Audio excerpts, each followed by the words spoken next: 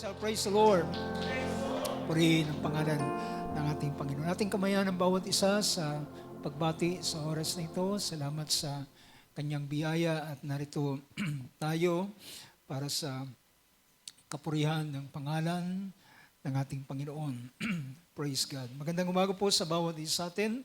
Pinabati ko kayo sa biyaya at pagpapala at sa pangalan ng ating Panginoong Hesus. Sa sandaling ito ay nais kong buksan ang ating mananaksulatan ng teksto na ating gagamitin hango from the book of Ephesians chapter 1. Sabi rito ng verse 9 up to verse 11 ng book of Ephesians chapter 1.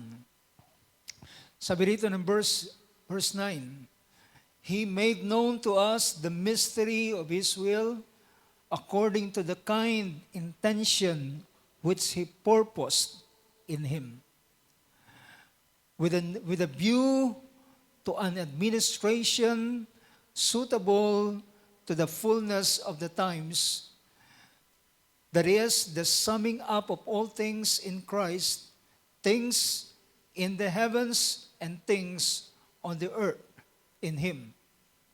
Also, we have obtained an inheritance, having been predestined according to His purpose, who works all things after the counsel of His will. Praise God. Ang Panginoon ang magpala sa mga salitang binasa natin. Sabihin natin, Amen. Purihin ng Diyos, makakaupo tayo sa oras na ito. Amen. Praise God. Purihin ang ating Panginoon sa kanyang biyaya sa bawat isa atin. Thank God sa oras na ito ay naging busy ng mga nagdaang araw para i-prepare ang ating bahay panambahan. At una sa lahat, nagpapasalamat po ako sa inyong cooperation, sa inyong pakikibahagi sa ating project na gustong ito'y dati tinitingnan lamang natin. At sabi ko nga kay Barjomel habang aming sinaset up o ginagawa itong ating lugar, ay sabi ko yung in-AI mo ay mapupulfill na rin. So makikita rin in reality sa fulfillment. So yung patungkol po sa breakdown ng ating expenses dito sa ating project ay siguro i-report ko na lamang sa ating general meeting at para ipakita sa inyo ang ating naging expenses. So, by the grace of God, salamat po sa inyong contribution at nakalikom po tayo ng halaga at ito'y umabot ng 49,000 at sa biyaya ng ating Panginoon at ito'y nagamit para sa gawaing ito para sa ating maliit na venue. So hopefully ay kung anong plano ng Diyos sa mga susunod na pagkakataon ay let the Lord have His way. Amen. So mamaya po ay akin na ring hinihimok o pinapahayag sa bawat isa this coming Wednesday ay ating today's fellowship. So, let's be prepared. At pagkikita po tayo after the fellowships ng Wednesday and Thursday, ay babalik tayo dito. Pero ang gawain natin next Sunday is afternoon service dahil magkakaroon po tayo ng communion. Ating tingnan kung ano kung kakayanan natin magkaroon ng feet washing, then i-include natin. If not, gawin lamang natin ang communion. So, pero depende po sa ating magiging leading ng Panginoon kung ano ang ating marapat na gawin para sa next Sunday na yan. So, ulitin ko po, afternoon service ang ating gawain next Sunday. So, walang pupunta ng umaga at wala tayong madaratnan dito. So pagkatapos noon ay ang susunod na Sunday ay ang January 4 at yun yung ating morning service at pagkakaroon tayo ng general meeting pagkatapos sa ilang mga bagay na ating dapat na pagpaplano. Well, naniniwala ako na mahalaga na meron tayo mga pagpaplano. Well, hindi lamang lahat ng bagay ay sabihin nating yung pag-akay lamang ng Panginoon. Well, sabi ng Book of Proverbs, sa pamamagitan ng ating mga nasa tao ang pagpaplano ng mga bagay at nasa Diyos ang kasagutan ng dila.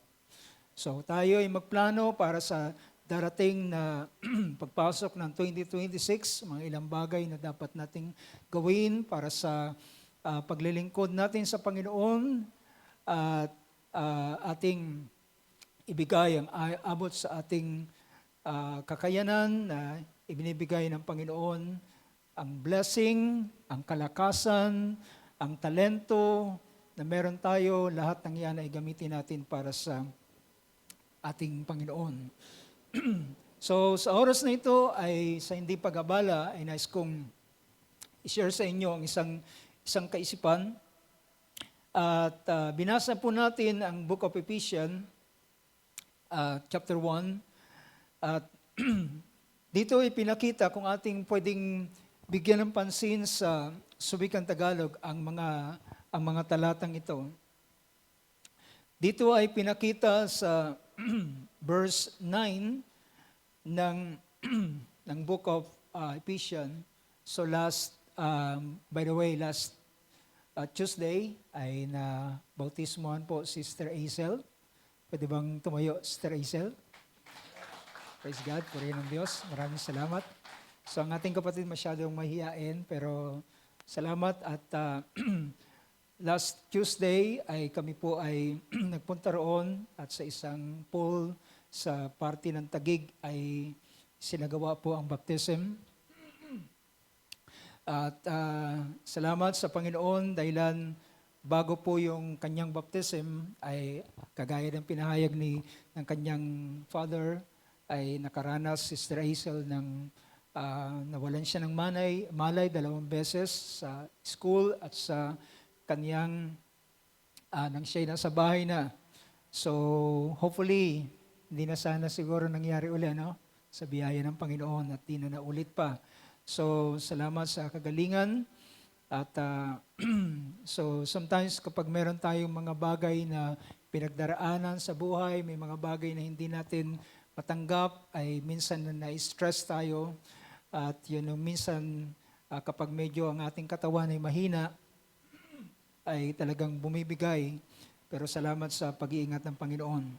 So salamat sa Diyos at umaasa ko ang ating kapatid Sister Hazel ay makasama natin sa patuloy na paglilingkod sa Panginoon at sama natin sa prayer na ang Diyos ay gumawa ng mga bagong karanasan sa kanyang buhay habang siya ay nagpasimula ngayon ng pagpasok sa kaharian ng Diyos. So, puntahan natin ang verse na ating ginamit hango sa verse 9 ng Book of Ephesians chapter 1. Sabi rito ng Ephesians chapter 1 sa verse, sabi rito, na ipinapakilala niya sa atin ang hiwaga ng kanyang kalooban. So ipinapakilala niya sa atin ang hiwaga ng kanyang kalooban. So napaka-blessed po ng bawat isa sa atin dahilan sa atin in-unveil o sa atin ni-reveal. Pag sinabing ni-reveal, ay in-unveil sa atin, pinakilala sa atin ang hiwaga ng kanyang kalooban. Can you imagine that? Na ang sabi ng ating Panginoon sa kanyang mga alagad, hindi ko na kayo tatawaging mga alipin, I will not call you servants, but I will call you friends. Tatawagin ko kayong kaibigan sapagkat ang alipin ay hindi niya alam ang ginagawa ng kanyang Panginoon. Samantalang ang kaibigan ay kanyang binubuksan, ang kanyang puso, ang kanyang mga bagay na gagawin. In fact, mga kapatid, ang kalalagayan ng kaibigan, ito ay kalalagayan ni Abraham na itinuring ng Panginoon si Abraham na kanyang kaibigan. At dahilan si Abraham ay kanyang kaibigan, wika ng Panginoon, kay Abraham sabi niya, ililihim ko ba ang bagay na aking gagawin samantalang nakikilala ko si Abraham na siya ay magtuturo sa kanyang mga anak na mga bagay na tungkol sa aking kalooban upang maingatan nila ang aking mga salita. So, kung si Abraham ay tinuring ng Panginoon na kaibigan, tayo ay mga anak ni Abraham. Amen? Tayo na mga anak ni Abraham ay tinuring din niya na kaibigan at sa atin ay kanyang binuksan ang hiwaga ng kanyang kalooban. When it says hiwaga, ito ay isang uri ng mystery o ito ay isang bagay na lihim na hindi marami ang nakakaalam nito, kundi ilan lamang na kanyang pinili, na kanyang binibigyan ng ganitong pagkakilala sa bagay nito. Na ipinakilala niya sa atin ang hiwaga ng kanyang kalooban ayon sa kanyang minagaling na pasya. Ayon sa kanyang, kapag sinabing minagaling na pasya, ito'y kanyang desisyon.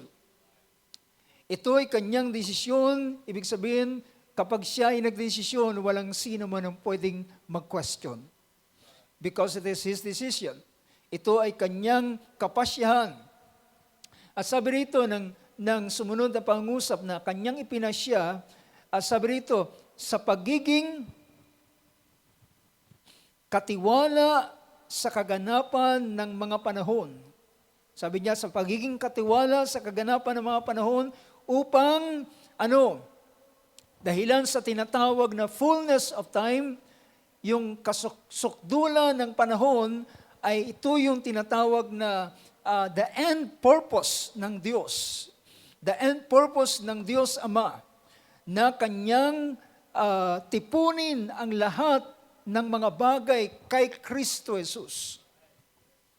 Tipunin ang lahat ng mga bagay kay Kristo Jesus, ang mga bagay na nangasa sangkalangitan at ang mga bagay na nangasa ibabaw ng lupa, sa Kanya sinasabi ko, o sa Kanya rin.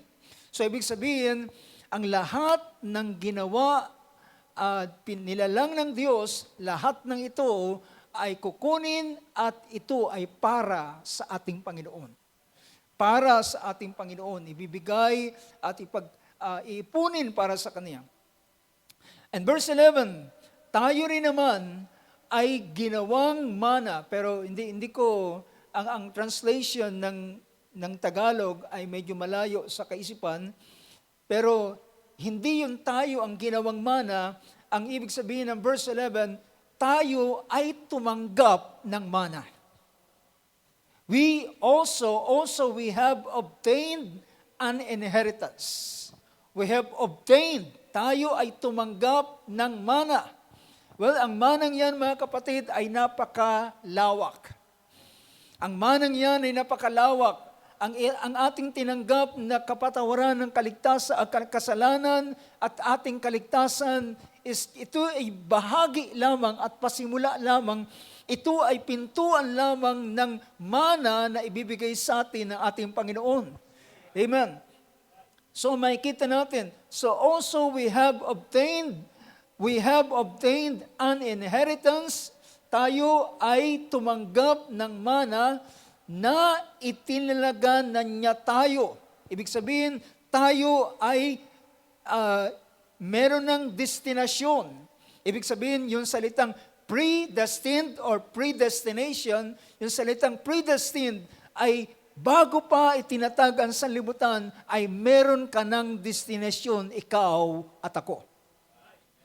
Meron na tayong destinasyon, meron tayong hantungan ng ating buhay. At doon sa dahilan, meron na tayong destinasyon, merong direksyon ang ating buhay. Amen. Merong direksyon ang ating buhay. So thank God. So ang ating kapatid, Brother David, ay nagkaroon lamang direksyon ng kanyang buhay nang siya ay tumanggap sa Panginoon. At yun ang bawat isa sa atin. Yun ang kalalagayan ng bawat isa sa atin. Nang tayo ay wala kay Kristo, ay walang direksyon ng ating buhay. Pero nang tayo ay kunin at damputin ng ating Panginoon, hawakan ng ating Panginoon at ilagay niya sa isang tamang landas, tamang daan, tayo ngayon, ang meron tayong direksyon at alam natin na meron tayong patutunguhan. Merong end result ang bawat isa sa atin. So, tayo ay kagaya ng taong, sabi rito, parang naliligaw ng landas, naglalakad, hindi alam kung saan ang kanyang tungo. Saan ang kanyang direksyon. Hindi niya rin alam yung kanyang lugar na kanyang kinaroroonan dahilan siya ay estranghero. At naranasan natin yan kapag ikaw ay bago sa isang lugar ay hindi mo alam i-navigate yung lugar na yun. Hindi mo alam kung saan yung pupuntahan mo, kung ano magiging direksyon nito. Pero kapag ikaw ay nagpasimulang sumakay sa isang sasakyan, then yung sasakyang yon ay meron ng direksyon. Amen.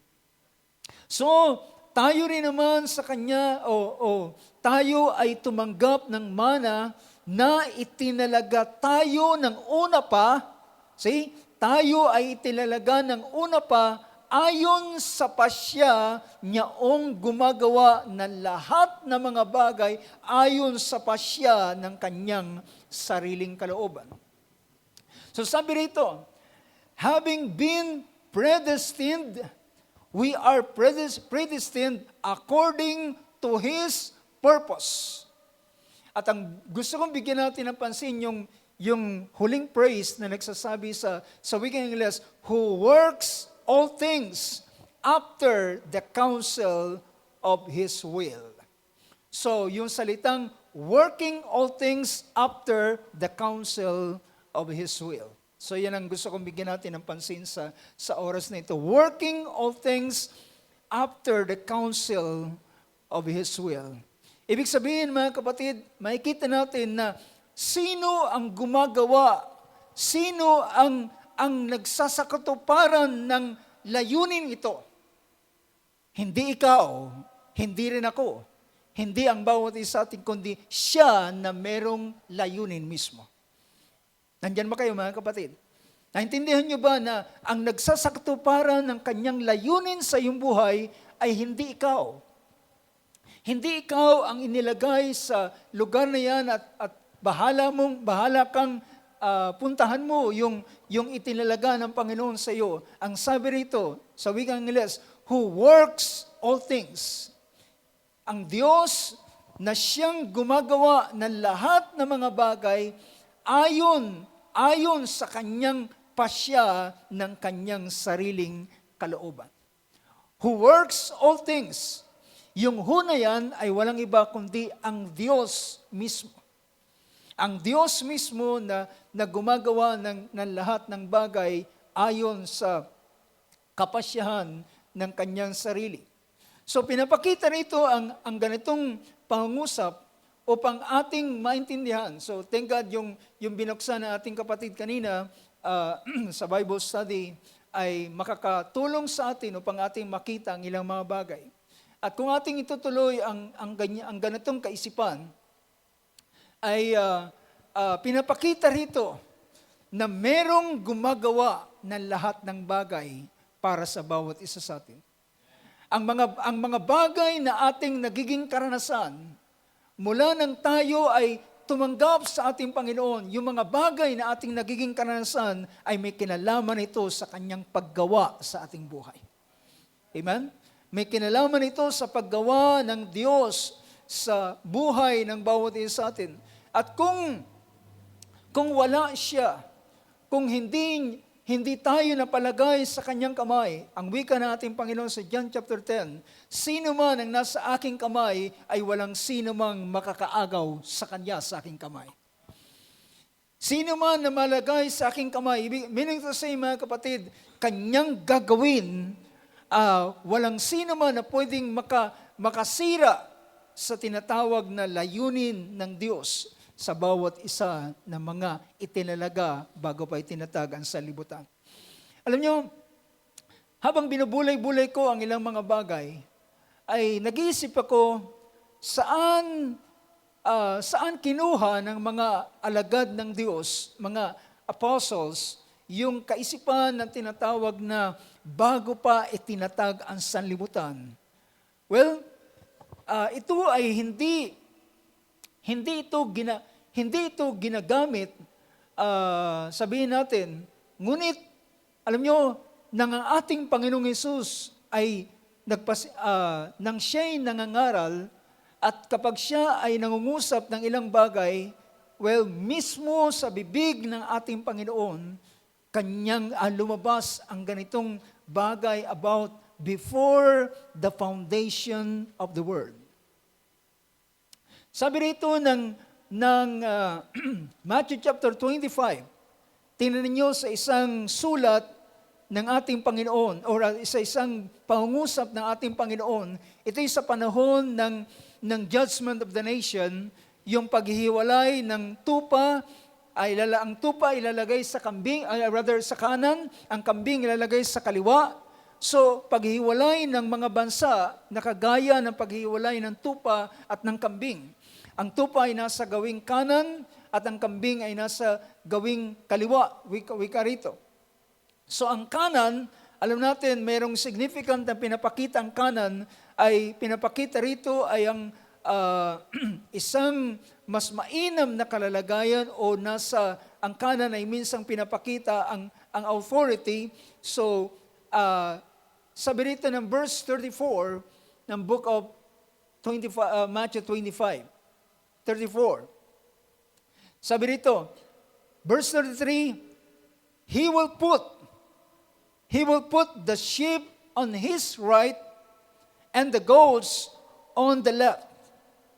And then verse 34, then the king will say to those on his right, sabi niya, come, you who are blessed of my Father, inherit the kingdom. Listen to this. Sabi niya, inherit the kingdom prepared for you from the foundation of the world. So, ang ating Panginoon mismo ang naringgan nila na merong paghahanda ang Diyos ng mga bagay bago pa itinatag ang sanlibutan. Yan ay isang bagay na kamangha-mangha na imagine, bago pa ang Diyos ay hindi kagaya ng tao. Ang Diyos, mga kapatid, hindi siya nagre-react sa mga bagay. Siya ang may plano ng lahat ng mga bagay. Tayo ay nagre-react tayo sa mga bagay. Kapag meron kang narinig, kapag merong nangyari, kapag merong mga sitwasyon na bumabangon, we react doon sa mga sitwasyon na nangyayari, nagugulat tayo. At kapag nagugulat tayo, pagkatapos noon, yung bagay na yun ay gumagawa tayo ng pagpaplano para hindi na maulit yung bagay na yun. Pero mga kapatid, sa Diyos, ang lahat ng mga bagay ay itinakda niya at alam niya ang lahat ng mga bagay na mangyayari. So makikita natin na dito ang Panginoon ay nagsalita siya na sabi niya, inyong manahin ng kaharian na inihanda sa inyo, inihanda bago pa para sa iyo, inihanda bago pa itinatag ang sanlibutan. So prepared for you from the foundation of the world. Inihanda sa inyo bago pa itinatag ang sanlibutan. Now, sa isang prayer ng ating Panginoong Hesus, sa John chapter 17, sa John chapter 17 ay, napakainam paano si Juan ay kakaiba ang kanyang pagkakasulat.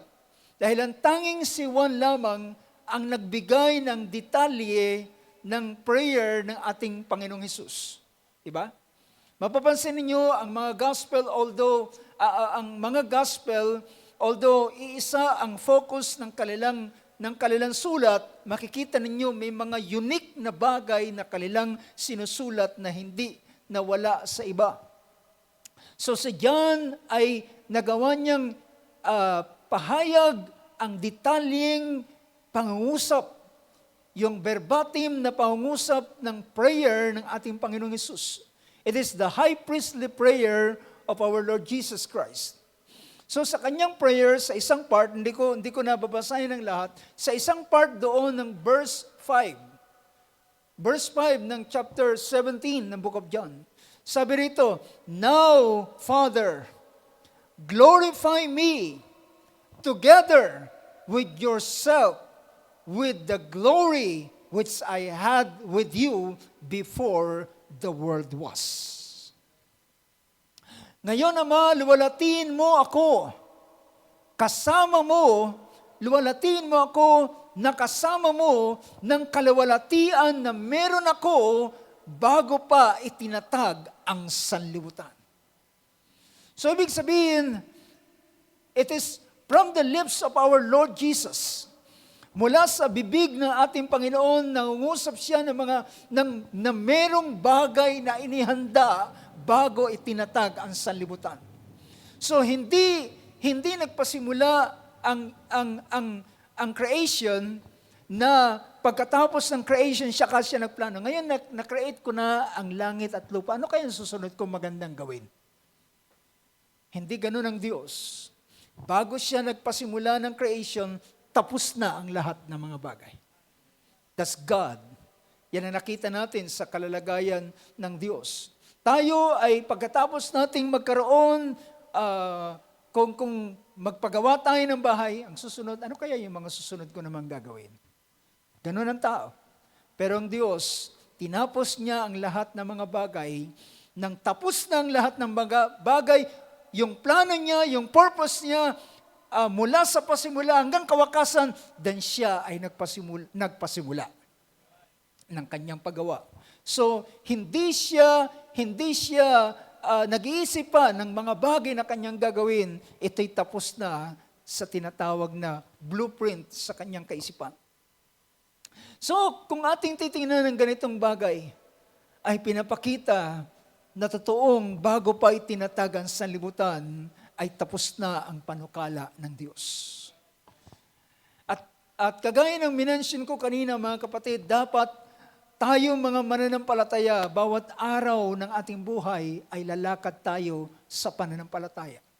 Ano ba yung paglakad sa pananampalataya? Paglakad kung anong sinasabi ng salita ng Diyos. Paglakad kung anong sinasabi ng Diyos para sa iyo. Paglakad kung ano ang ginawa ng Panginoon para sa iyo. Hindi ka lalakad sa pamamagitan ng iyong kaisipan at ng iyong mga bagay na nakikita, mga bagay na iyong naranasan, at sabi ng ating Panginoon, dito sa sanlibutan ito ay marami kayong kapigatian. Diba? Maraming mga bagay na magpapasama ng iyong loob. Maraming mga bagay na magpapalungkot sa iyo. Maraming mga bagay na mag-stress sa iyo, magdi-discourage sa iyo. But walk by faith. Ang sabi ni Apostol Pablo sa kanyang pangungusap sa Book of Corinthians, sabi niya, tayo ay nakatingin sa mga bagay na hindi nakikita. Dahilan kung ang ating titingnan lamang ay ang mga bagay na nakikita lamang, lahat ng yan is temporal. Lahat ng yan ay pansamantala. Kapag ikaw ay tumingin sa isang magandang bahay, magandang sasakyan, paglipas ng ilang taon, hindi na maganda yan. Dahilan lahat ng bagay ay naluluma, kumukupas, nasisira, nagagasgasan, nagfe-fade, nawawala ang kanyang glory, nawawala ang kanyang kalawalatian, pero yung mga bagay na makalangit, it faded not away. Hindi ito kumukupas. Hindi ito nadudumihan. At it's undefiled. Hindi ito nadudungisan, nadudumihan kung ano yung itsura niya. Ang isang bagay kapag yung binili, naka-plastic ito, napakaganda, maayos ang kanyang itsura, at pag tinanggal mo na sa plastic ay madudumihan na siya at mag-fade na ang kanyang kulay. Pero ang inihanda ng Panginoon sa 1 Peter chapter 1, to an inheritance. Anong sabi rin ni Apostol Pedro? To an inheritance. Sa isang mana. Sabi dito, verse 4, chapter 1, to obtain an inheritance which is imperishable, undefiled, and will not fade away, reserved in heaven for you. Reserved in heaven for you. So mga kapatid, ang mga anak ng Diyos ay dapat lumalakad sila sa pananampalataya. Ito, ang paglakad sa pananampalataya ay pagkilala kung ano yung bagay na ginawa ng Panginoon sa iyo. Sino ka? Anong ginawa ng Panginoon sa iyong buhay? Ang katubusan, anong ginawa ng katubusan sa iyo? Gayon ang paglakad sa pananampalataya. At dahilan dito sa ibabaw ng sanlibutan ay tayo ay may mga nagdadala ng siphayo, lungkot, lumbay, discouragement, at ilang pang mga bagay. Pero ang pangako ng Diyos, ang siyang magdadala sa iyo pabalik doon sa isang kagalakan na hindi mawawala. Diba? Iba ang tinatawag na happiness at sa gladness or sa yung tinatawag na rejoicing. Ang rejoicing ay pinapakita rito ay hindi ito yung happiness lamang na natitrigger ang iyong emotion. But ang mga salita ng Diyos, ito ay nagbibigay ng illumination, nagbibigay ng pag-asa at liwanag sa iyo, at yun ang iyong titingnan habang ikaw ay naglalakbay sa buhay nito. Now, makikita natin mga kapatid sa puntong ito, ay bigyan natin ng pansin yung salita rito, working all things after the counsel of His will. Ang Diyos ang siyang nagsasagawa, gumagawa ng lahat ng mga bagay. Ang isang awit sa Only Believe, yung awit na Only Believe, ay merong isang verse doon na nagsasabing, the shepherd selected the path that we must tread. Ang ating pastol ang siyang pumipili ng mga landasin na ating tatapakan. And in fact, ang book of Psalms ay nagsasabing, the steps of a good man are ordered by the Lord. The steps of a good man. Ito ay isinaayos na ng Panginoon. The path that you must tread. Alam niyo ba kung bakit ka nakakarating sa isang lugar? Ito ay gawa ng Diyos. Well, hindi ko tinutukoy ang pamamasyal, hindi ko tinutukoy yung pinupuntahan nating lugar. Ito kung minsan yung paglipat natin ng mga lugar, ay ito'y may kinalaman sa plano ng Diyos sa ating buhay. That's right.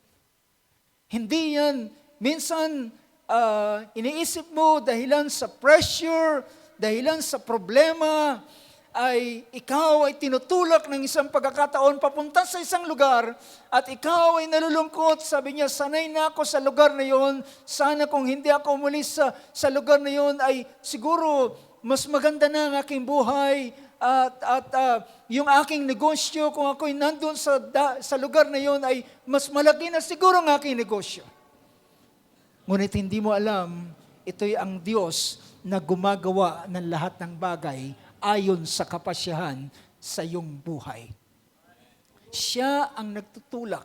Can you imagine, mga kapatid, alam niyo ba na si Moses ay merong plano ang Diyos sa kanyang buhay? Amen. Merong plano ang Diyos sa kanyang buhay. At ang Diyos ang siyang may hawak at He works all things.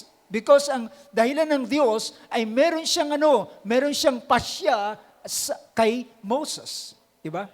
Meron siyang purpose kay Moses. Meron siyang layunin kay Moses. At dahilan ng Diyos ay merong layunin kay Moses, then si Moses ay isang panahon, alam niya, sa pamamagitan ng pag-aaruga sa kanya ng kanyang sariling ina. Can you imagine that, mga kapatid? Ang lahat ng nangyari sa buhay ni Moses ay ordered ng Panginoon. Isinaayos ng Panginoon. Isinalansan ang mga bagay. Pinahintulot ng Diyos ang mga bagay ang mga bagay na ito. Sa panahon kung kailan medyo mabigat ang sitwasyon, doon pinanganak si Moses. Kung kailan kinakailangan ng mga lalaki ay pigilan at ang mga lalaki pinapanganak ng mga Hebreo ay dapat patayin. At dapat itapon sa Nile River. Yun naman yung panahon na ipinanganak si Moses. But brothers and sisters, ang mga sitwasyon sa buhay ng isang anak ng Diyos, it is God who works all things. It is God who works all things. Even the scenario, even the situation, even the timing, dahilan ng Diyos, ay perfect sa lahat ng mga bagay. Even the timing, minsan sabi natin, parang masama yung timing ko. Pero sa Diyos, sa Kanyang ginagawa, lahat ng yan ay perfect sa Kanyang timing. Perfect sa Kanyang timing. Ang Kanyang mga pagkilos, ang Kanyang mga paggawa. So, kung titingnan natin, si Moses ay pinanganak kung kailan merong mabigat na persecution, o sabihin natin, mabigat na pagpipigil sa panganganak ng mga Hebreo na bawat lalaki. At sa panahong yon, sabi ng banal na kasulatan, itinago siya for 3 months. Siguro, yung una ay mahina pa yung uha ng batang ito, pero habang lumalaki siya, lumalakas na yung kanyang iyak. Hindi na siya pwedeng itago. At dahilan nang hindi na siya pwedeng itago, pinaanod siya sa Nile River at ang kinasisidlan ni Moses before he was named Moses, ng batang ito na anak ng dalawang Levites ay pinaanod at kahit man yung sinasakyan ni Moses na ito, ng batang ito, ay guided kung saan siya dapat pumunta. Did you know that, mga kapatid, ang sovereignty ng Diyos? Ang sovereignty ng Diyos ay kahit ang agos ay kaya niyang ilagay sa kanyang control. You know, the book of Psalms, ang pagpatak ng mga snow, ang pagpatak ng ulan, ang pag-thunder at ilang pang mga bagay, lahat ng ito ay they fulfill the word of the Lord. Lahat ng yan. Because ito ay ang buong kalikasan, ang buong kalawakan ay nasa ilalim ng control ng Diyos. Upholding, Hebrews chapter 1 verse 3, upholding all things by the word of His power.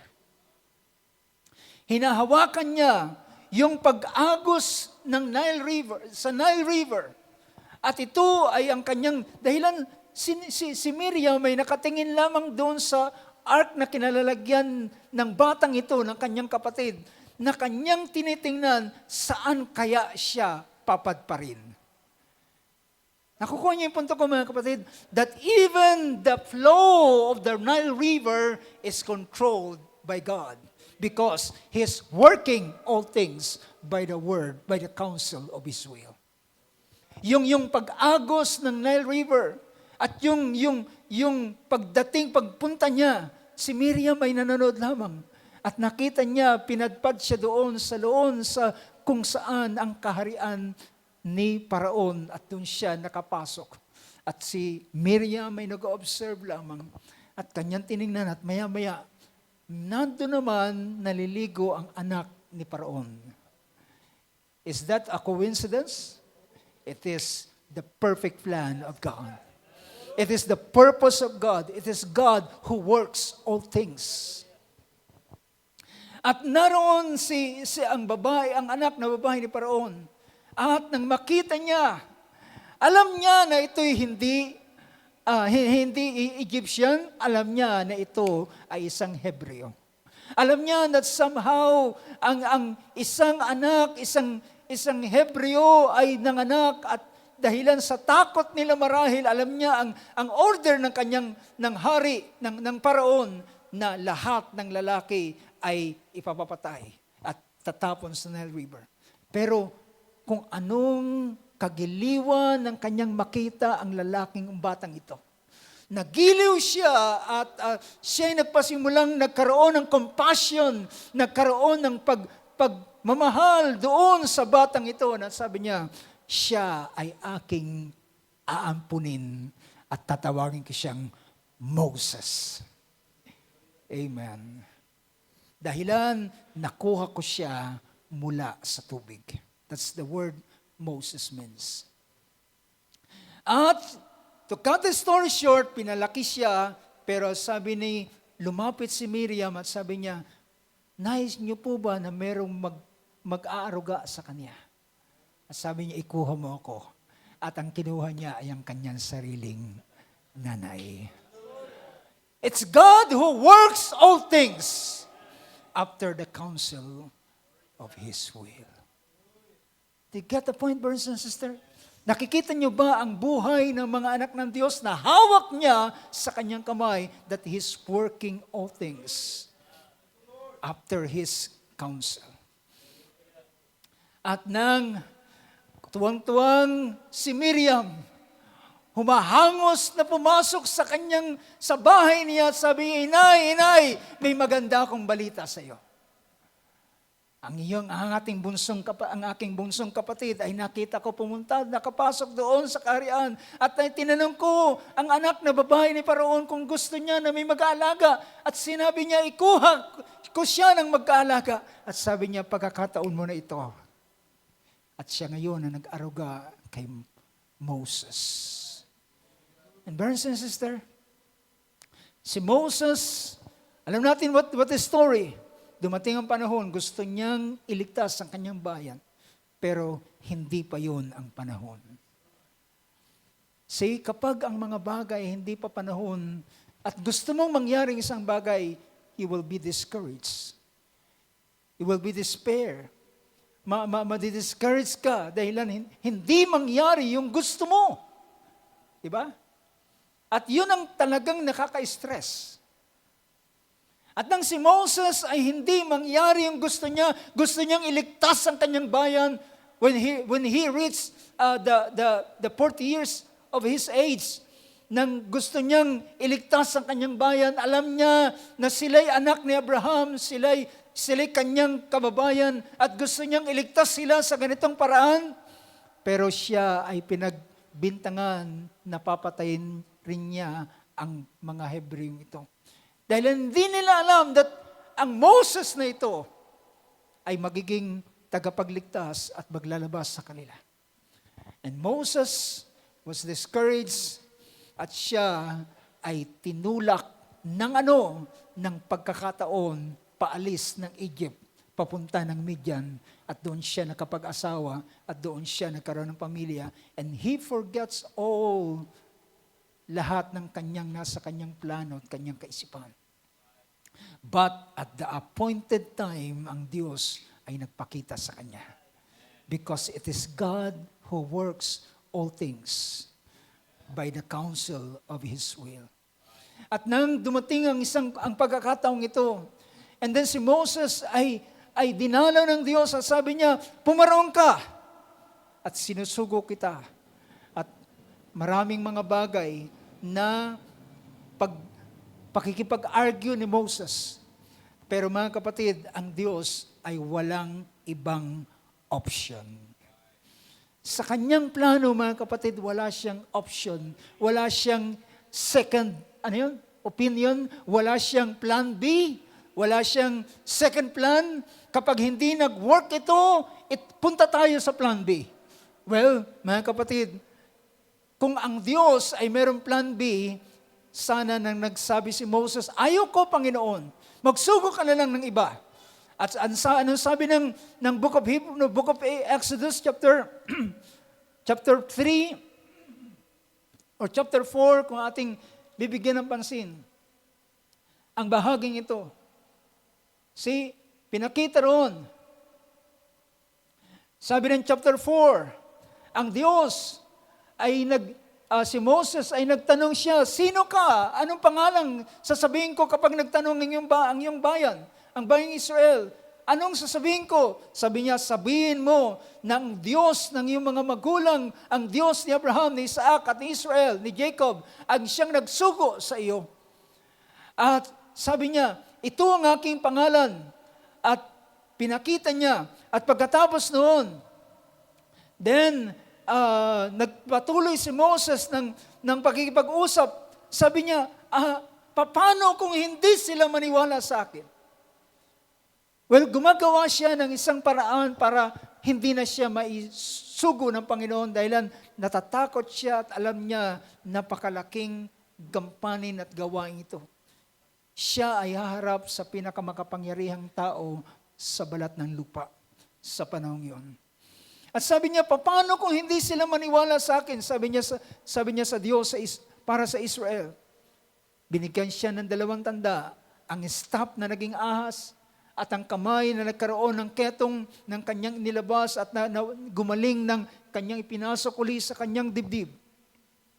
At sabi niya, kapag hindi sila naniwala sa unang tanda, pakita mo ang pangalawang tanda. At kung hindi pa rin sila maniwala sa pangalawang tanda, kumuha ka ng tubig galing sa Nile River at ibuhos mo sa kanilang harapan at ang tubig galing sa Nile ay magiging dugo. At sa pamamagitan na ito ay kukumbinsihin mo ang iyong bayan. Well, hindi na siya pwedeng makapag-argumento sa Diyos. Ang Diyos ay nagbigay na ng 3 signs para paniwalain ang Israel. Ngayon, ang problema niya ay paano naman siya haharap kay Paraon. Ang sabi niya sa verse 13, but he said, please Lord, now send the message by whomever you will. Ang sabi ni Moses, Panginoon, pakiusap lang, please lang, iba na lang ang isugo mo. Please Lord, send the message by whomever you will. Kung sino ang gusto mo, wag lamang ako. Verse 14. Ano sabi ng verse 14? The anger of the Lord is burned.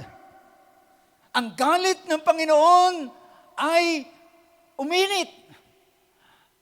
Tayo kapag nagalit, kung ayaw mo, huwag mo. Kung ayaw mo, ay huwag. Pero nang ang Diyos magalit, sabi niya, hindi bagat nariyan ang iyong kapatid na si Aaron? Siya ay mas magaling magsalita kaysa sa iyo. I know that he speaks fluently. And moreover, behold, siya ay dumarating at makikipagkita sa iyo. Siya ay, sabi niya, ikaw ay magsasalita sa kanya at siya ay magiging iyong bibig. At ako ay sa iyong bibig at tuturuan mo siya ng lahat ng mga bagay na kanyang sasabihin. At mga kapatid, dahilan ng Diyos ay wala siyang ibang option. It is only Moses and Moses alone. Si Moses lamang at wala ng iba dahilan siya ang nasa purpose ng Diyos. Siya ang nasa purpose ng Diyos.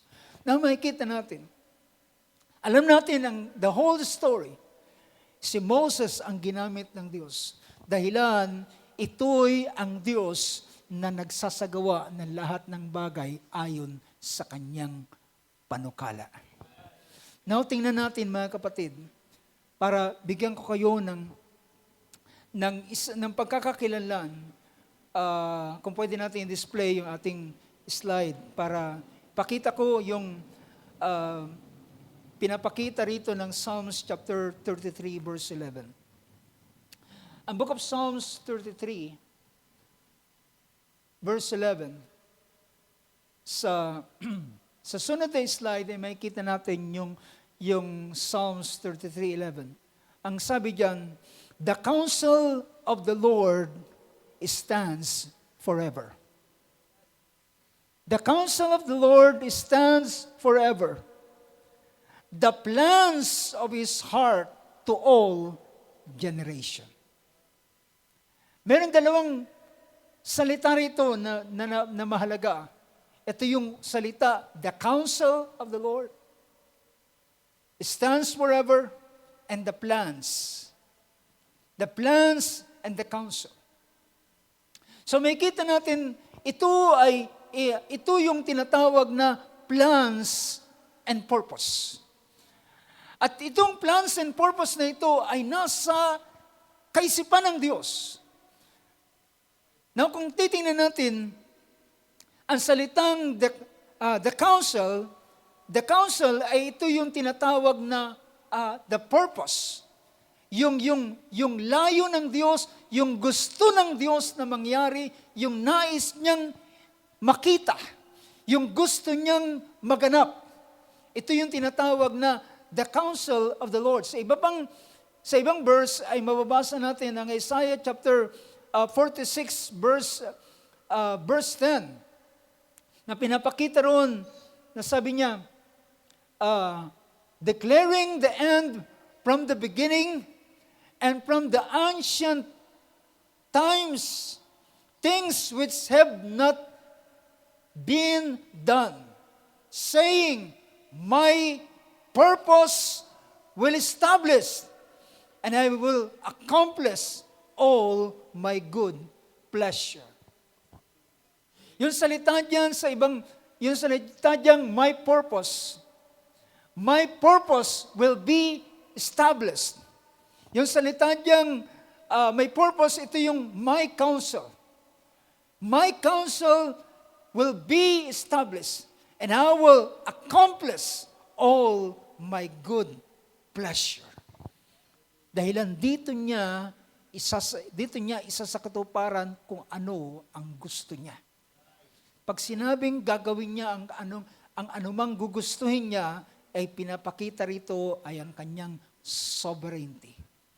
Ang kanyang kapasyahan, ang kanyang kagustuhan na gagawin niya kung ano ang kanyang mamarapatin at bagay na kanyang gustong gagawin. I will accomplish all my good pleasure. So, going back doon sa ating slide, the counsel of the Lord stands forever. The plans of His heart to all generation. So meron ditong counsel, this is the very, ito yung tinatawag na purpose. Ito yung gusto ng Diyos na mangyari. Ito kumbaga kapag nakakita kayo ng isang finished product, yun yung tinatawag na kanyang purpose, yun yung kanyang counsel. Nakukuha niyo yung punto ko, mga kapatid. Yung finished product ay ito na yung katapusan na gustong kanyang mangyari. Kapag nakakita kayo sa daan na merong construction na ginagawa, makakakita kayo ng isang picture, kung ito ay mall, kung ito ay isang gusali, makikita mo yung finished product doon, yung picture na tapos na. Ibig sabihin, yun yung target nila na maging ma-achieve o gusto nilang makita, yung gusto nilang itayo doon sa lugar na yun. Kung ito man, kung ilang stories ito, kung anong itsura niya, kung ano ang kanyang, yung picture na yun, ay yun yung kanyang gagawin. So that's what do you mean about the counsel? The purpose, the end result. Yun yung gusto niyang mangyari. Yun yung gusto niyang ma-accomplish.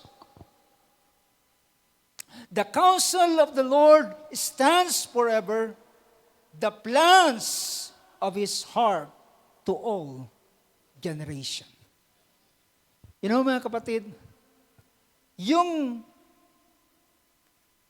nandoon sa picture ay yun yung gustong finished product. Pero paano ito gagawin ay merong tinatawag na plano. Diba? Yung planong yun ay yun yung tinatawag na paraan paano ma-achieve yung purpose na yun.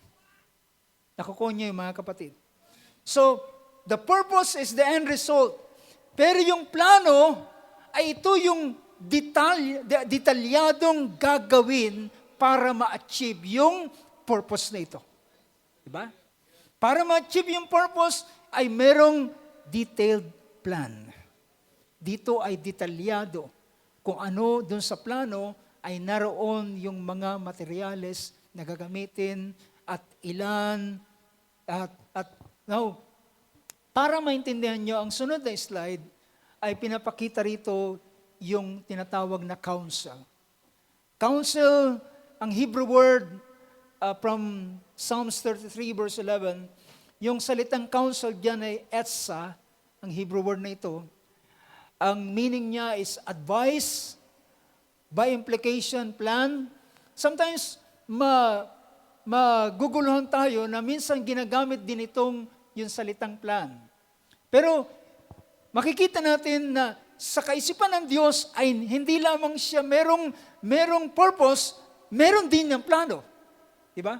So, para may sakatuparan yung bagay na yun. By implication, plan, also prudence. Pag sinabing prudence, yung kanyang karunungan, advice, advisement, counsel, or purpose. So pinapakita yung gusto niyang ma-achieve, gusto niyang mangyari, gusto niyang maganap. So that's the counsel. The next slide ay yung salitang plans. Makikita natin dito sa salitang, sa plans na ito, ang ginamit ay ang Hebrew word na makashaba or makashebet. Nang ibig sabihin ay yung salitang a contrivance that is concretely a texture machine. Gusto kong pagtuunan natin ng salitang may highlight natin yung salitang machine. Alam niyo, para kayo mag-manufacture ng isang bagay na gusto nyong mangyari, yung kagaya ng itsura nung bangko niya na upuan na inyong kinaupuan, ay meron niyang makinarya, di ba? Kung gusto nyong gumawa ng mga textile, ay meron silang machinery na naghahabi nito.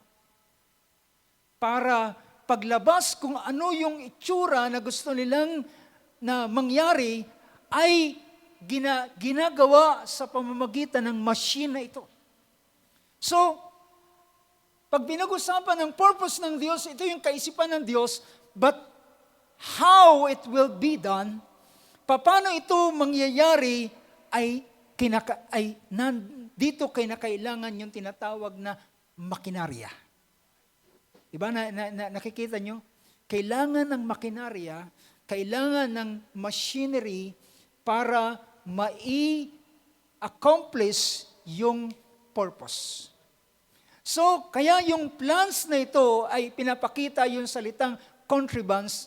Puntahan ko muna yung meaning ng salitang contrivance. Sa next slide is a thing contrived. At isa pang meaning niya is a mechanical device. Ibig sabihin, pag sinabing contrivance, ay ang pinapakita rito ay isang mechanical na bagay para magpo-produce siya ng bagay na ito. Diba? Pag ikaw ay nakaharap sa makinarya, wala ka nang ginagawa, kundi mag-antay na lamang ng lalabas doon sa makinarya. Diba? Siya yung nagpo-produce. Siya yung nagpo-produce. Pero yung idea, paano ito nangyayari, ay hindi mo alam. Diba? Ang may alam nito, yung mga engineer na nagbuo o nag-design ng machine na yun, na paano lalabas, paglabas ay itsurang upuan na. Diba? Pag doon sa pinaka mold niya, diba? Kung makakita kayo ng mga molding na mga upuan yan, ay nakahubog yung ganyang upuan at magkalapat ito. Diba? doon sa yung dalawang block na ito ay magkalapat. And then papasok doon yung injection na merong materyales, mga materyales ng plastic na tinunaw at yun ay ibubuga na may pressure doon sa block na ito, doon sa pinaka-mold. At kapag ibinuga na yung plastic, then siya ay mahuhubog kung ano yung pinaka-mold niya. At pagbuka ng molding, makikita mong lalabas na yung upuan. So wala kang alam. Dahilan, ito'y napoproduce because of the machine. At alam nyo ba na yung isa pang pinapakita ng tinatawag na contrivance, yung next slide, yung salitang root word na contrive, as it is a device, a plan, a contrived ways of handling the situation. Ibig sabihin, dito, kinakailangan ang karunungan paano hahawakan ang mga sitwasyon. Yun yung plano. Paano maisa sa katuparan yung bagay na ito. Yun yung pinaka-plano. So, going back doon sa salitang plans, ay maintindihan natin na sabi rito ng salitang ng plans na ito is contrivance. There is concretely a texture, a machine, isang makinarya. Or abstractly, intention, plan. Intention, plan, whether bad, a plot, or good advice, a cunning work. A cunning work. Ibig sabihin, isang paggawa ng isang bagay na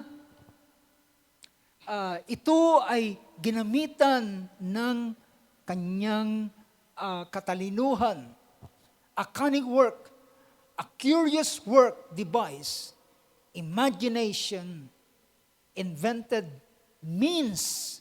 So yung salitang imagination ay ang isang inventor, bago niya gawin ang isang maging successful ang mga invention ngayon, ay ito ay naglalaro sa kanilang imagination.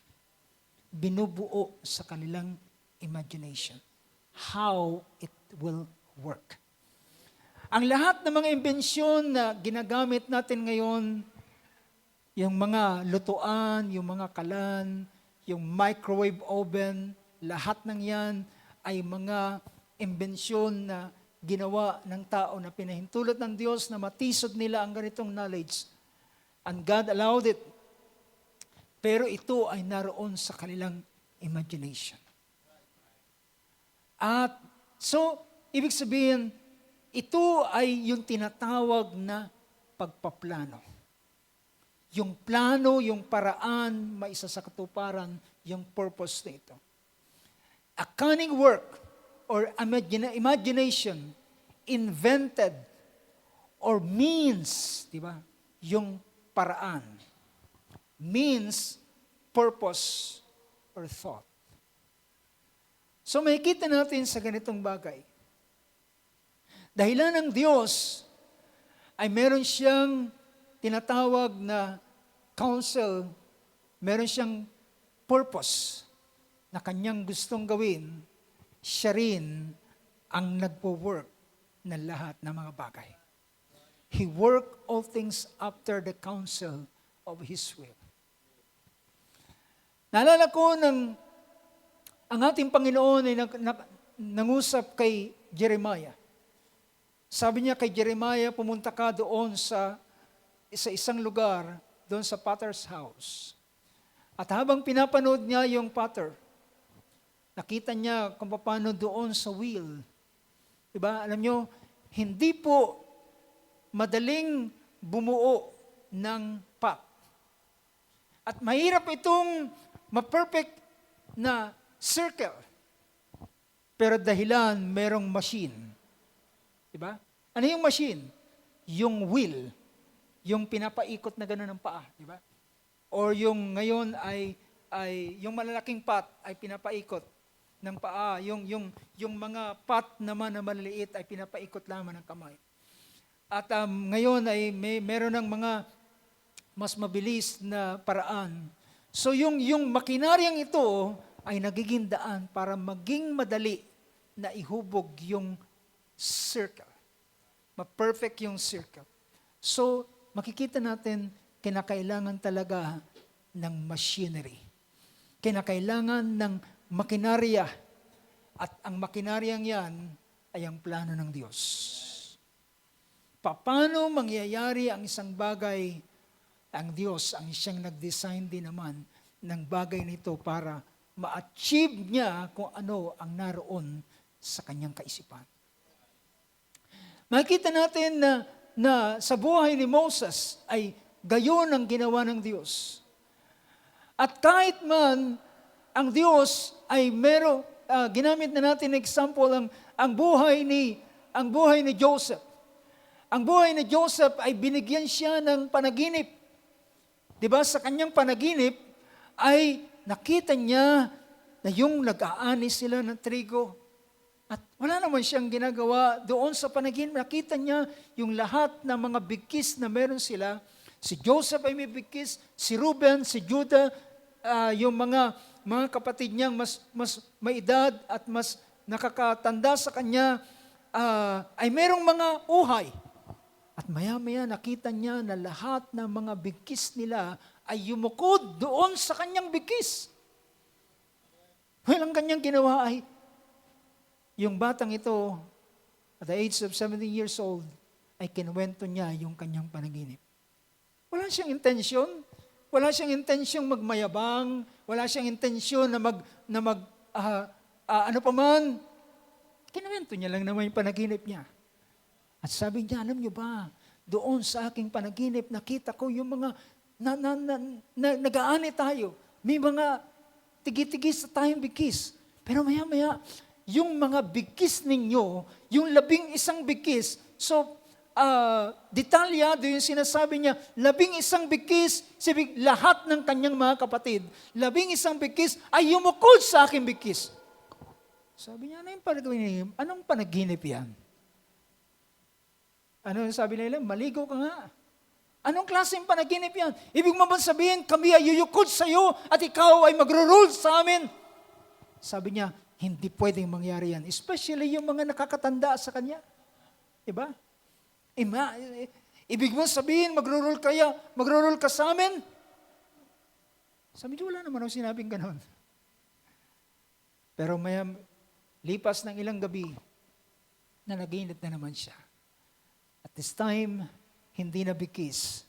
Nakita niya yung 11 bituin, yung araw, yung buwan, ay nagpasimulang yumukod sa kanya. At doon sa hapagkainan, habang sila ay kumakain, sabi niya, Tay, alam niyo ba na naginip na naman ako kagabi? Sabi niya na naman, panaginip na yan. Sabi niya, alam mo ba, nakita ko ang araw, ang buwan, at ang 11 bituin, 11 na naman. Ang 11 bituin ay yumukod sa akin. Tumayo ang kanyang tatay. Huwag mong sabihin, pati ako ay yuyukod sa iyo. Well, wala siyang ginagawa, kundi nagkukwento lamang siya ng panaginip. At lang lahat ay hindi nakakalam, God is unfolding something sa buhay ni Joseph. Because it is God's purpose for Joseph. It is God's purpose for Joseph para siya ay yukuran. Pero yung pagyukod na yun ay hindi yun talaga ang purpose ng Diyos na siya yukuran. Ang pinaka-purpose ng Diyos is to preserve life para sa kanila. Ang purpose ng Diyos hindi lamang para si Joseph ay maging siya ay paglingkuran, yukuran ng kanyang mga kapatid. At siya ay magmando sa kanila at magpagpanginoon sa kanila.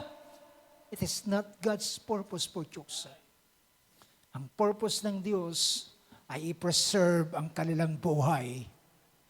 Dahilan, along the way ang Diyos sa kanyang purpose at doon sa kanyang kaisipan sa mga bagay na mangyayari ay naglagay siya na merong famine na mangyayari. At doon sa famine iyon ay matinding kagutom. At kung walang paraan, ang buong, ang marami sa panahong iyon ay mga mamatay. At siya, well, that's the purpose. That's the purpose ng Diyos. Kaya nga, ang end ng pangungusap ni Joseph, sabi niya sa kanya mga kapatid, sa chapter 50 ng book of Genesis, sabi niya, wag kayong,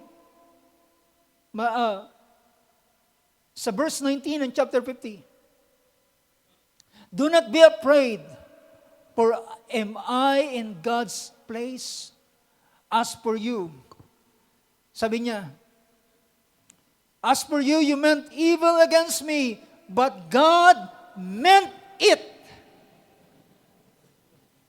Ang means ng Diyos, ang paraan ng Diyos, ang makinarya ng Diyos para sa Joseph makarating sa Egypt, ay kinakailangang magalit ang kanyang mga kapatid sa kanya.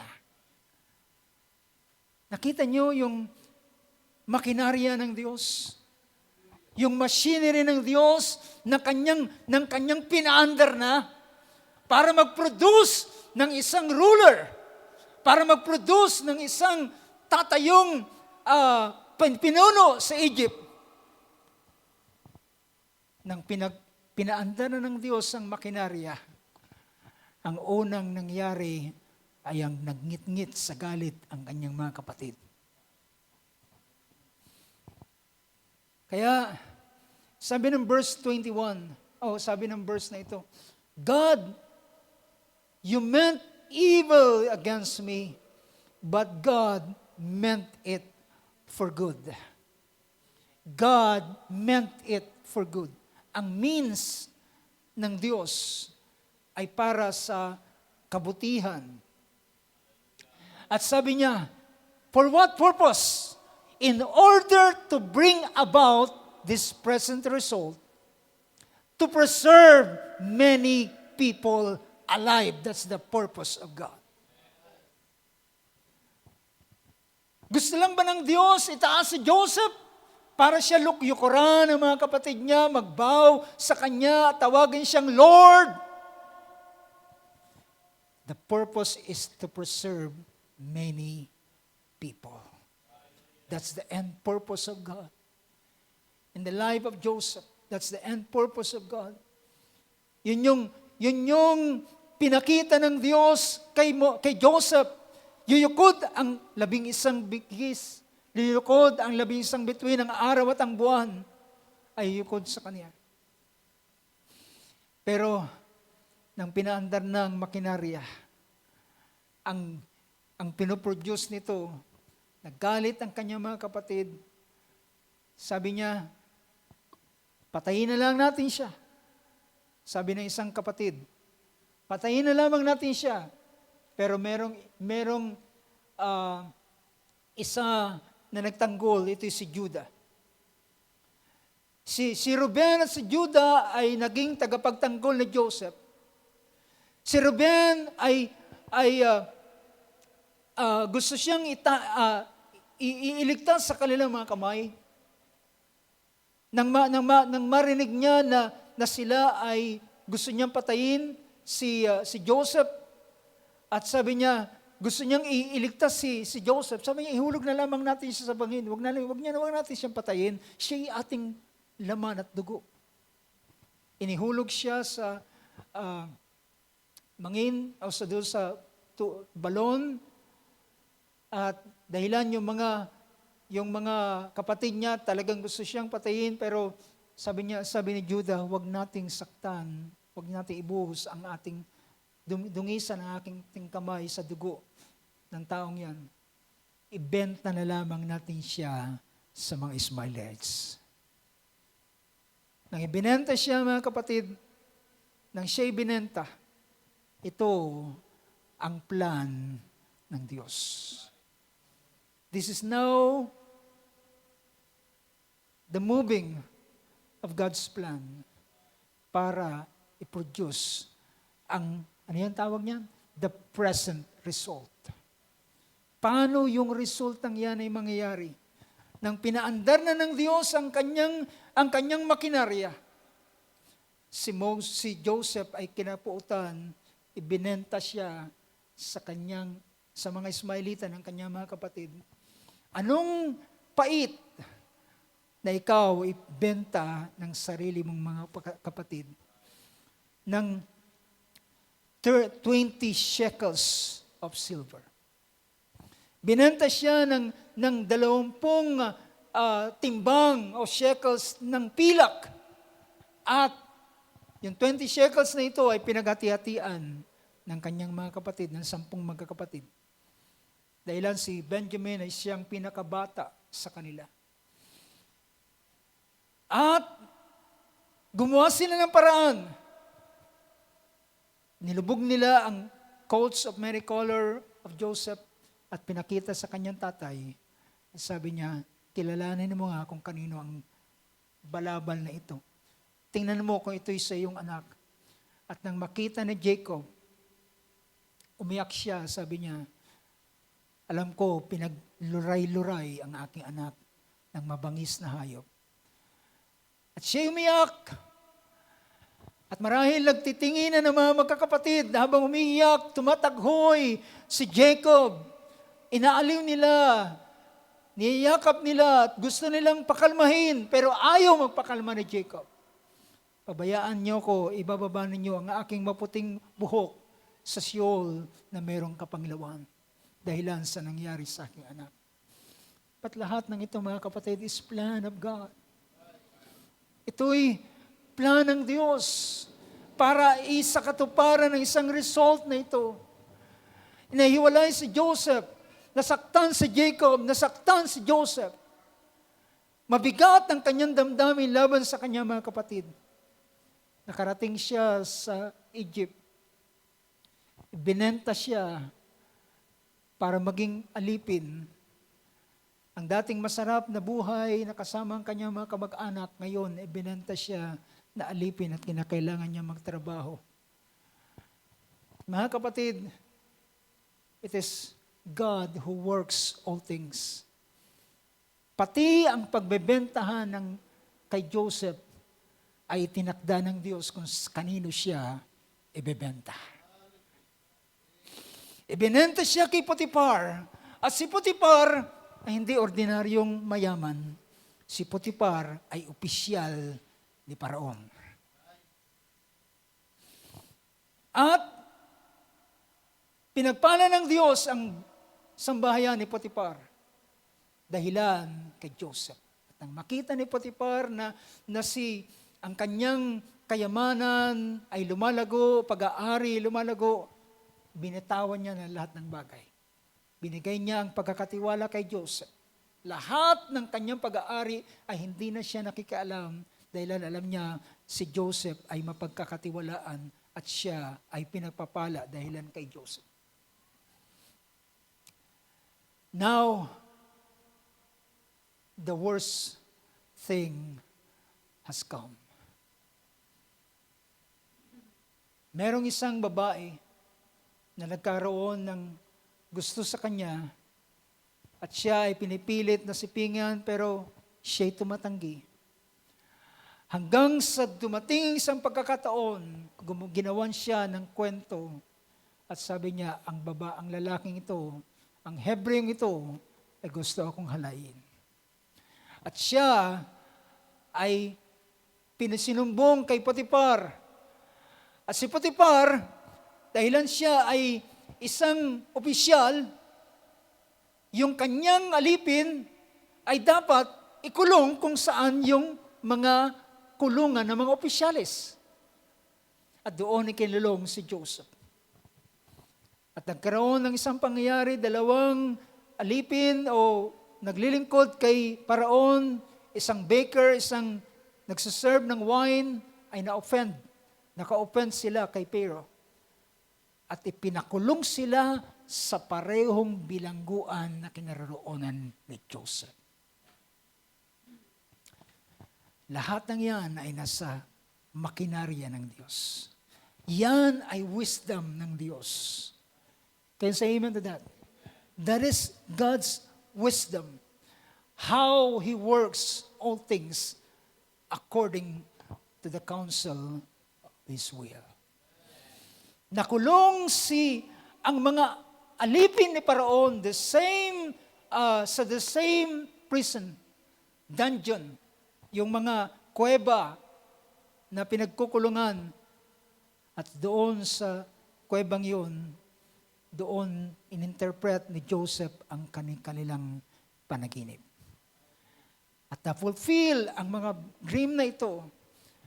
Pero sigurado si Joseph na ang dream ng butler o ng server ng wine kay Pero ay mapupulfill. Sabi niya, kapag nakabalik ka, alalahanin mo ako kay Paraon. Kinuwento niya marahil yung kanyang kapalaran, pinagbintangan ako ng isang kasalanang hindi ko naman ginawa kailanman. Ako'y taong natatakot sa Diyos at di ko ginawa ang ganitong bagay. Pagdating mo kay Paraon, iapila mo naman ang aking kaso. Tulungan mo naman ako. Pero excited yung butler nang makabalik siya doon sa kanyang trabaho, nakalimutan niya lahat ng bagay. Gaano katagal? 2 years. Ang isip ni Joseph, mabubulok na lamang ako sa bilangguang ito. For 2 years, isipin niyo anong stress meron si Joseph sa panahon yun. Anong sama ng loob ang kanyang naroon sa kanyang mga kapatid. Kung hindi ako binenta ng aking kapatid, hindi ko mararanasan ang ganitong bagay. Kung hindi sila nagalit sa akin, kung hindi sila gumawa ng ganitong bagay. At marahil, tao lang si Joseph, nag-iisip ng ilang mga bagay. Pero nang matapos ang 2 full years, ang Diyos ay pinagana niya uli ang kanyang makinarya. Si Pero ay nanaginip. At nang managinip siya, pinatawag niya mga matatalino doon sa Egypt. Walang sino man na makapag-interpret. Marahil na nanonood yung butler habang pinapatawag ni Pero yung mga wise men. At lahat sila ay tinatanong, lahat sila ay kinakwentuhan ng panaginip. Pero walang isa man sa kanila ang makapag-interpret. Maya-maya ay merong pumitik sa kanya, naalala ko na. Meron akong kasama doon sa kulungan na nakapag-interpret ng aking panaginip. At pumunta siya kay Paraon at sabi niya, mahal na Paraon, naalala ko na ang aking pagkukulang. At kinuwento niya nang ikaw ay magalit sa amin, kaming dalawa ng baker ay pinakulong mo, nagkaroon kami ng panaginip na hindi namin maintindihan. Pero merong isang Hebreo doon sa kulungan iyon na nag-interpret ng aming panaginip at eksakto ang panaginip namin ay nangyari. Ang baker ay pinapatay, samantalang ako ay nakabalik sa aking trabaho. Patawag si Joseph. You know, brothers and sisters, kapag ang Diyos ay paandarin na ang kanyang makinarya, mangyayari kung ano ang nasa kanyang kaisipan at nasa kanyang plano. Now, kung babalikan natin, alam na natin kung ano nangyari. Nakabalik si Joseph. At sabi ng banal na kasulatan, kaya ang pangangasiwa sa loob ng 7 years of plenty ay pinangasiwaan ng karunungan na ibinigay ng Diyos kay Joseph at nakapag-preserve ng maraming pagkain for all those 7 years of plenty. At yung 7 years of plenty yon na nakapag-ipon sila ay nakapag-reserve sila for the following 7 years of famine.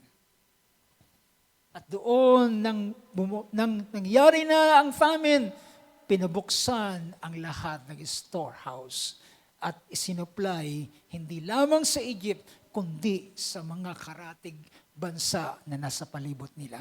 At nalaman ni Jacob na merong pagkain ang Egypt. Amen. At sabi niya sa mga kapatid, sa mga anak niya, pumunta kayo, mamamatay tayo sa gutom. Pumunta kayo sa Egypt dahil may pagkain sa Egypt. At naroon si Joseph. At nakita niya ang kanyang mga kapatid mismo na yumukod sa kanya. Well, mga kapatid, for Joseph is not to grab the opportunity para gumanti sa kanyang mga kapatid, na naig pa rin, na mas malapot pa rin ang dugo kaysa sa tubig. At kanyang nakita, higit sa lahat, ang nakita niya ay ang plano ng Diyos. Ang sabi ng book of Genesis, sabi rito, you meant it for evil, but God meant it for good. So therefore, do not be afraid. I will provide for you and your little ones. So he comforted them and spoke kindly to them.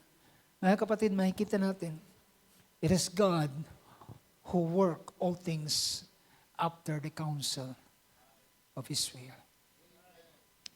Kung ikaw ay alam natin ng Diyos ay merong layunin sa atin, it is God who work ayon sa kanyang kaisipan na kanyang gustong gawin para sa bawat isa sa atin.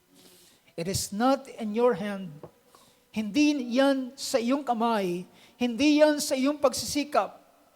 Well, itutulak ka ng mga sitwasyon.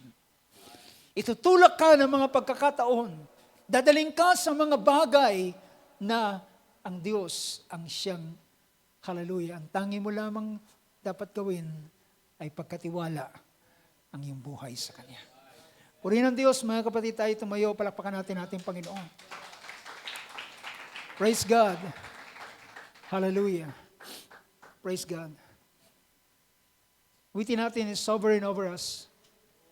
Siya ay napaka-sovereign. He will do according to His good pleasure. No one can turn His hand. Walang sino man na makakapagbago sa Kanya. Sapagkat ito ay Kanyang plano. Wala na siyang second plan. Wala na siyang plan B. Wala na siyang option. Wala na siyang alternative. Ang Diyos ay meron lamang. Dahilan kung siya ay merong alternative, magpapakita lang siya ay hindi Diyos. Do you know that? Kung ang Diyos ay merong plan B, ibig sabihin hindi siya Diyos. Dahilan merong bagay na nangyari na nakaligtas sa kanyang kaisipan. Amen. Hallelujah. Yes, Lord God, you are sovereign. Alam niyo ba kung anong sovereign? Gagawin niya kung anong gusto niya. Gagawin niya kung anong minamarapat niya. Walang makakapigil sa Kanya. Walang puwersa sa kalangitan, walang puwersa sa kalaliman na pwedeng, hallelujah, magpigil sa Kanya.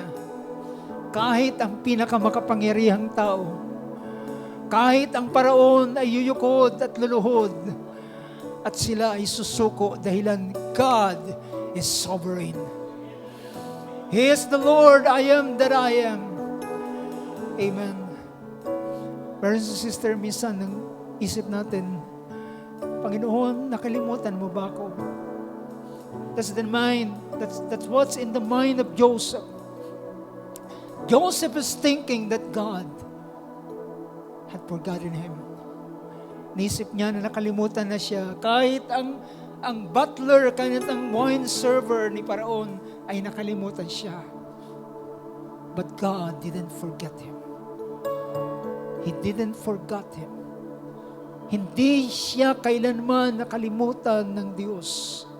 Dahilan ng Diyos ay gumagawa ng ayon sa kanyang layunin. Hallelujah. Tayo dumulog sa panalangin.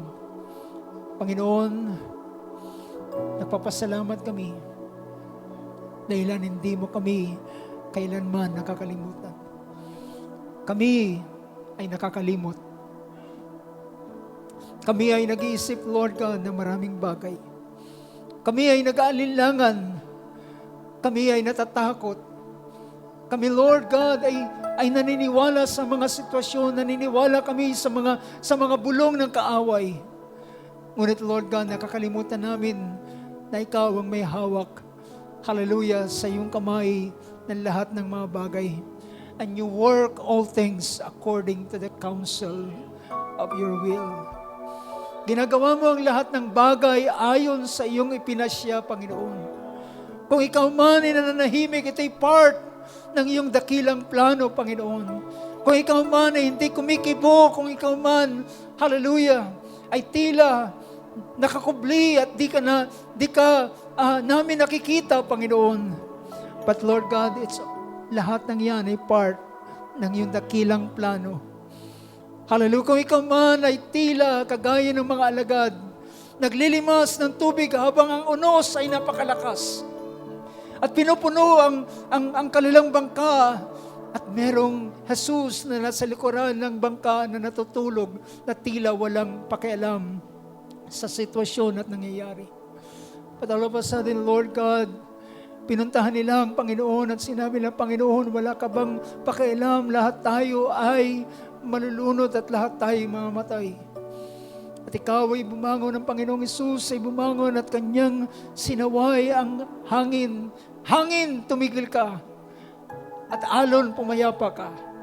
At nagkaroon ng isang dakilang kapayapaan sa oras na yun.